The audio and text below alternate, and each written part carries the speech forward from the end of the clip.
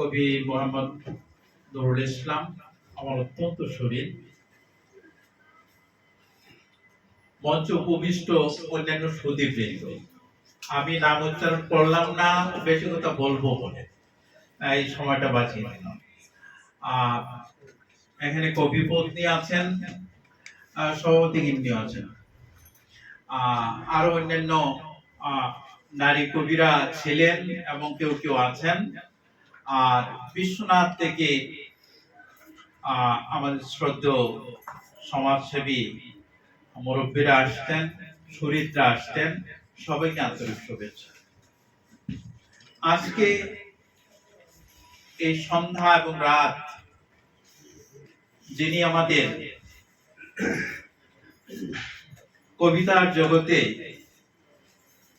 কিছু সময়ের জন্য হলেও বিচরণে একটা অবাধ সুযোগ করে দিয়েছেন, তিনি হচ্ছেন কবি মোহাম্মদ নুরুল ইসলাম।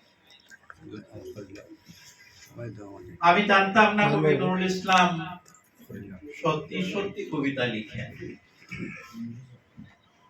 সমাজসেবক তার মামা ভাগ্নে সম্পর্ক, তিনি বলতেন আমি কখনোই বুঝতে পারিনি যে তিনি কবিতা লিখতে পারেন। আমার ওই সময় বলার ইচ্ছে হচ্ছিল যে আপনার মধ্যেও যে কবি সত্তা আছে সেটা আপনি জানেন না। নুরুল ইসলামই একমাত্র কবি যিনি আমাদের প্রত্যেককে আয়নার সামনে দাঁড় করিয়ে দিয়েছেন, যার প্রত্যেকটি কবিতা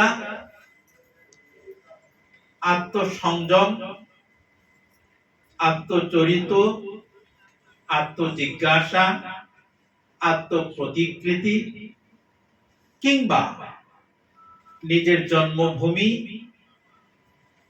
বাংলাদেশ কিংবা একজন মানুষ, আমি কতটা কেমনতর, কি অবস্থায় আছি, কি আমার স্বপ্ন, কতটা পৌঁছতে পারি, পেরেছি কিংবা কতটা পৌঁছতে পারবো, এই যে অসংখ্য জিজ্ঞাসা, এই অসংখ্য জিজ্ঞাসার মধ্যে নুরুল ইসলামের কবিতা ব্যঞ্জিত হয়েছে।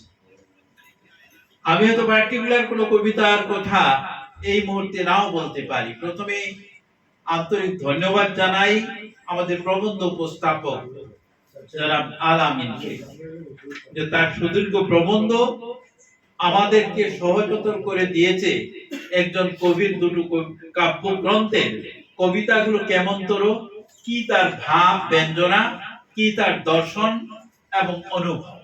এই অনুভব তন্ময়তায় তিনি অনেক সময় ব্যয় করেছেন।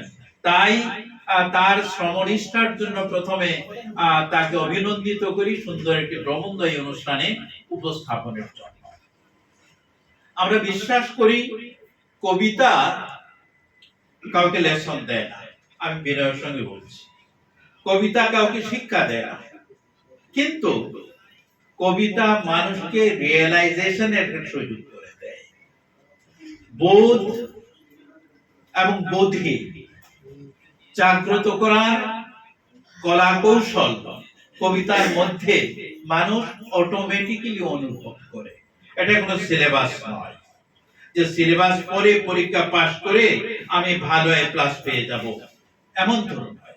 কিন্তু নুরুল ইসলাম যে কবিতাগুলো লিখেছেন, সেই কবিতাগুলো পড়ে পড়ে একজন পাঠক মুক্ত চিত্তে অনুভব করতে পারবেন যে এটা তো আমারও চিন্তা ছিল, আমিও তো সেটা কল্পনা করি, আমার কথাটা কিভাবে কবির কলম দিয়ে এটা উঠে আসে।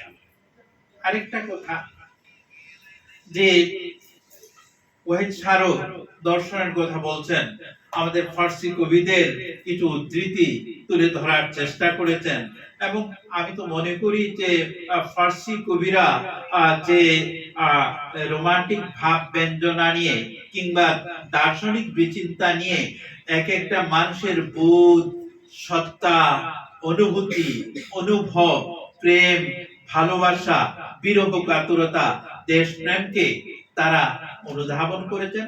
সেই অনুধাবন করার কিছু ইলিক ঝিলিক শব্দমালা তারা তাদের কবিতায় কিংবা গজলে তুলে ধরেছেন। সেটা সুরের মাধ্যমে বহু ব্যঞ্জিত হচ্ছে, সেটা আবৃত্তির মাধ্যমে অসংখ্য শ্রোতার মন জয় করছে, ঠিক তেমনি ভাবে নুরুল ইসলাম বিশ্বনাথ কলেজের শিক্ষক। বিশ্বনাথ কলেজে অধ্যাপনার মাধ্যমে অসংখ্য শিক্ষার্থী তার স্নেহ সান্নিধ্যে মানুষ হয়েছে, তারা স্বপ্ন দেখেছে আমি নুরুল ইসলাম।